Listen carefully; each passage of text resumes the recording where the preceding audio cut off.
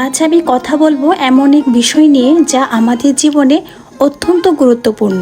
মধ্যবিত্ত পরিবারের বাজেট ও সঞ্চয় নিয়ে। প্রতিদিনে দ্রব্যমূল্যের দাম যে হারে হু হু করে বাড়ছে, কিন্তু আয় তো আর বাড়ছে না। তাই খরচ কমানোই হচ্ছে একমাত্র অবলম্বন। চলুন দেখি কিভাবে স্মার্টভাবে খরচ কমিয়ে জীবনকে সহজ এবং সুন্দর করে তোলা যায়। নমস্কার, কেমন আছেন সবাই? গ্রামীণ জীবনের নতুন আরেকটি ভিডিওতে সকলকে স্বাগত জানাই। আশা করছি আমার পরিবারের ছোট বড় নতুন পুরাতন সকল সদস্যরা বেশ ভালো আছেন। ছোট এই সাউন্ড বক্স দিয়ে আমি গান শুনে শুনে মাটির উনুনে রান্নাবান্না করছি।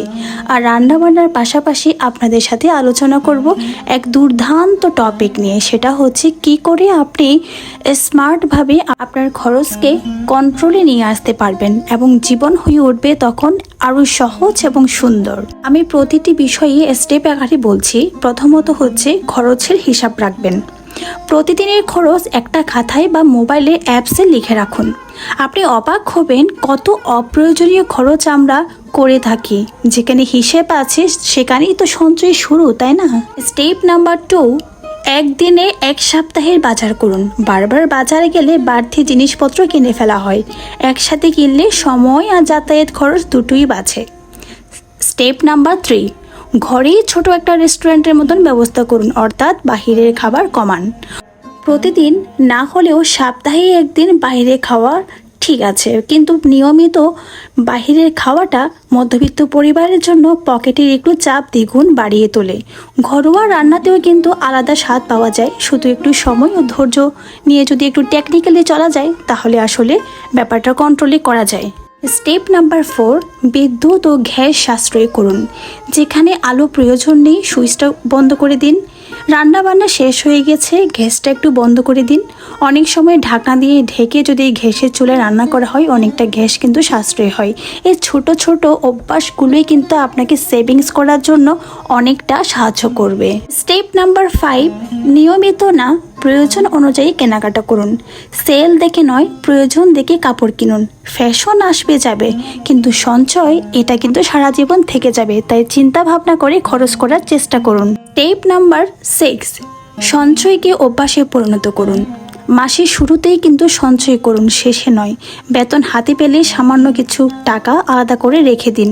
মাস শেষে যদি কিছু থাকে সেটাই হবে আপনার বোনাস। তো এই ছিল আমার 6টি সিক্রেট টিপস, যেটার মাধ্যমে আপনারা নিজের অপ্রয়োজনীয় খরচকে কন্ট্রোল করতে পারবেন। খরচ কমানো মানে কষ্ট করা নয়, বরং নিজের ভবিষ্যৎকে নিরাপদ করা। মধ্যবিত্ত পরিবারে বুদ্ধিমত্তাই হচ্ছে আসল শক্তি। আপনি যদি আজ থেকে এই টিপসগুলো ফলো করেন, 1 মাসের মধ্যে আপনি নিজেই বুঝতে পারবেন যে কত টাকা আপনি সেভিংস করতে পেরেছেন। আর একটা কথা সব সময় মনে রাখবেন, বড় আয় নয়, সঠিক ব্যবহারে হচ্ছে আমাদের বড় সম্পদ।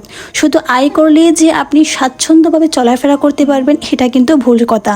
আপনার পরিকল্পনা যদি ঠিক না থাকে আপনি কোটি টাকা ইনকাম করলেও কিন্তু নিজে শাইন করতে পারবেন না। তো যাই হোক, আমি একটু আমার ভিডিও সংক্রান্ত কথাবার্তা বলি। আমি একদম রান্নাঘরেই চলে এসেছি, মা নেই তাই নিজেই রান্না করছি। এই মাংসগুলো সাতলে রাখা হয়েছিল, যেহেতু আমাদের ফ্রিজটা নষ্ট হয়ে গেছে তাই সাতলে রাখা মাংসের মধ্যে আমি সব ধরনের মশলা দিয়ে ম্যারিনেট করে রেখেছি, যাতে একদম গরম তেলে দিয়ে দিতে পারি আর কি। তো এই হচ্ছে আমার মোটামুটি আজকে রান্নার মেনু। ফ্রিজ যেহেতু নষ্ট, তো ফ্রিজের সমস্ত কিছু রান্না করে নিতে হচ্ছে। আর আপনারা হয়তো আমার লাইফস্টাইল সম্বন্ধে জানেন, আমি প্রাইভেট ইউনিভার্সিটিতে পড়েও কিন্তু গ্রামে আসলে গ্রামের স্টাইলে চলাফেরা করি। চাইলে আমি গ্যাসের চুলাতেও রান্না করতে পারতাম, তবে আমি তা করিনি। এটাও কিন্তু সাশ্রয়ের একটা স্টেপও বলা যায়। রান্না আসলে গ্যাসের চুলাতে করলেও যেই, মাটির চুলাতে করলেও সেই। যেহেতু আমি মধ্যবিত্ত পরিবার, সেভিংস করাটা আমার রক্তে রয়েছে, তাই আপনাদেরকে আমি সেভিংসের টিপস দেবো। আর আমি নিজে সেভিংস করব না তা কি করে হয়? এখানেও কিন্তু আমি আমার গ্যাসটাই সাশ্রয় করছি, এই আর কি। তো আমি আমার ভিডিওটি আর বেশি দীর্ঘায়িত করব না। যে যেখান থেকে আমার ভিডিওটি দেখেছেন সকলকে অসংখ্য অসংখ্য ধন্যবাদ আপনাদের গুরুত্বপূর্ণ সময় নষ্ট করে আমার এই তুচ্ছ ভিডিওটি দেখার জন্য। তো আমার এই ভিডিওটি দেখে আপনাদের কেমন লেগেছে প্লিজ একটু জানাবেন। আর কমেন্ট করতে ভুলবেন না এটাই যে আপনারা সারা মাসে কে কত টাকা করে সঞ্চয় করেন, এটা কিন্তু কমেন্ট করে বলতে ভুলবেন না।